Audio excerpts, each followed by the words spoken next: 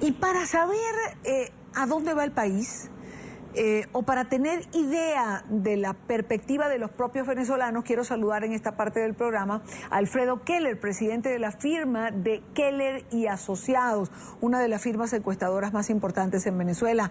Gracias por acompañarnos. Igualmente, Irania, gran gusto. Señor Keller, hoy la encuesta está en muchísimos medios en Venezuela. Yo quiero comenzar de lo general a lo particular. Si sumamos los distintos factores que conforman la encuesta, ¿cuál sería la conclusión más relevante para usted?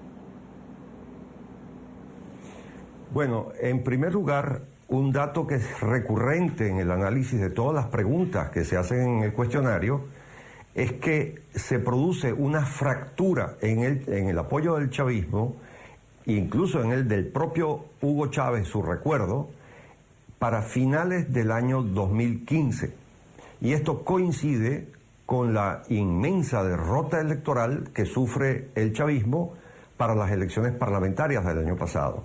Un ejemplo de esto es que el recuerdo del presidente Chávez, un buen recuerdo de él, un recuerdo positivo, se mantuvo en un 63% de promedio a lo largo desde que él fallece hasta finales del año pasado, del 2015. A partir de ese momento que pierde el chavismo el poder parlamentario, se produce una ruptura muy importante y cae a un 49% el promedio del recuerdo positivo de Chávez. Pero esto es recurrente, no importa lo que preguntemos, si preguntamos sobre la lectura del país, sobre la economía de la gente, sobre la confianza en el gobierno, la confianza en el presidente Maduro, los temas de debate que se arman sobre los temas como la escasez o la inflación, el costo de la vida, ese tipo de cosas, todo nos apunta a que la ruptura parlamentaria, las elecciones parlamentarias, produjeron una ruptura en la base de sustentación del régimen. Y esto es muy importante considerarlo, porque nos está diciendo, en pocas palabras, que los venezolanos comprendieron que había llegado al final del régimen y que el Parlamento iba a generar una transformación en respuesta a una mayoría muy considerable, cercana al 80% de venezolanos que aspiran a un cambio importante.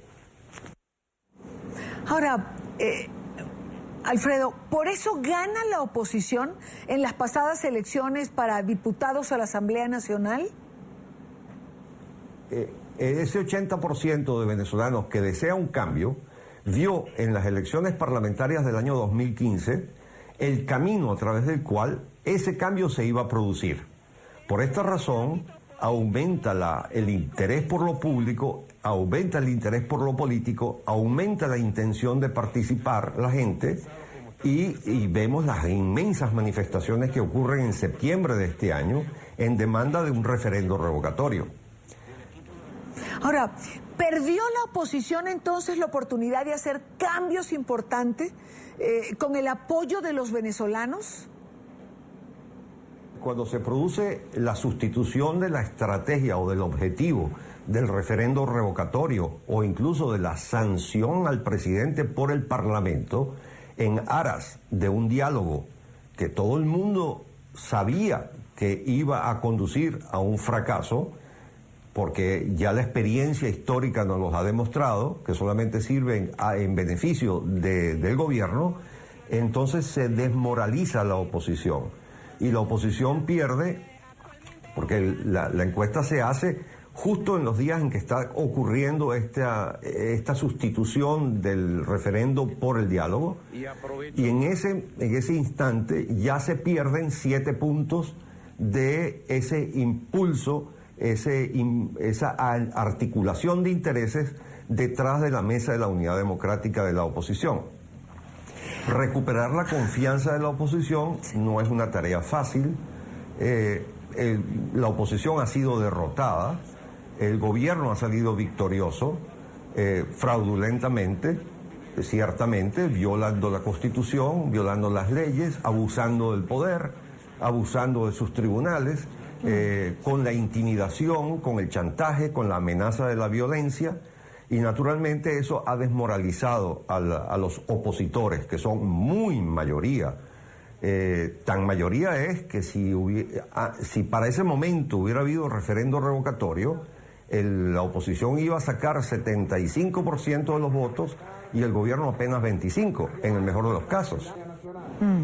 Ahora, Alfredo, ¿a quién responsabiliza el pueblo venezolano? Ese pueblo que quería un revocatorio. ¿A la MUD como el factor de unidad? ¿Cómo quedan las cabezas visibles de la oposición? Fíjate, eso es una pregunta muy importante porque la encuesta terminó antes de tiempo, digamos, antes de que este debate, esta lectura del fracaso opositor o de la MUD se cuajara en la opinión pública. Pero tan rápido como que está ocurriendo, y ya la MUD es responsabilizada por este fracaso de la oposición.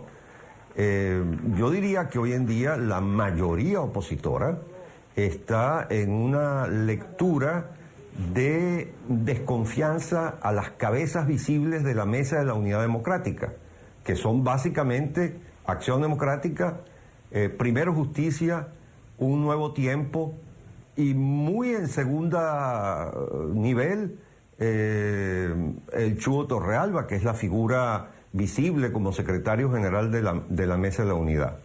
Pero al propio tiempo se comienza, y uno lo ve y lo escucha en la calle, en las conversaciones de la gente, dándole la razón a personas como María Corina, a Leopoldo, a Ledesma, que fueron los que iniciaron el proceso de protesta popular en el año 2014 con aquel movimiento que se llamó La Salida, y que no solamente tuvo como adversario al gobierno, sino a la propia MUD, que la descalificó permanentemente. Entonces, hoy en día parecen reivindicados estas tres personas, María Corina, Leopoldo y Ledesma, por haber tenido razón en la estrategia que ellos venían propugnando desde el año 2014 y que fue abortada con el aprisionamiento de Leopoldo y de Ledesma y el aislamiento político al cual fue sometida María Corina por la propia MUD. Ahora, ¿cómo queda Enrique Capriles dentro de este panorama? Que es, digamos, líder tanto como Leopoldo, María Corina y Antonio Ledesma. Capriles fue el principal promotor del referendo revocatorio del 2016. Capriles fue el cabeza de lanza de todo este movimiento refrendario sobre Maduro, y sin embargo es miembro principalísimo de esa Mesa de la Unidad a través de Primero Justicia. Entonces entra en una especie de lectura confusa, contradictoria, donde Primero Justicia es la cara más visible de esa mesa de diálogo que tiene con el gobierno a través de Ocariz, y de Primero Justicia, por ser él un miembro de Primero Justicia, pero al mismo tiempo tiene un discurso muy confrontativo con Maduro, y era el promotor del referendo. Entonces él tiene una figura muy ambigua, muy ambivalente, y yo diría que él es una víctima de toda esta toma de decisiones bajo cuerda, en la cual no estoy muy seguro que él estuviese en conocimiento de que eso iba a ocurrir o que lo tomaran en cuenta para esa decisión. ¿Cómo perciben los venezolanos al gobierno de Nicolás Maduro hoy? Fíjate, el gobierno ha fracasado en todos los frentes habidos y por haber.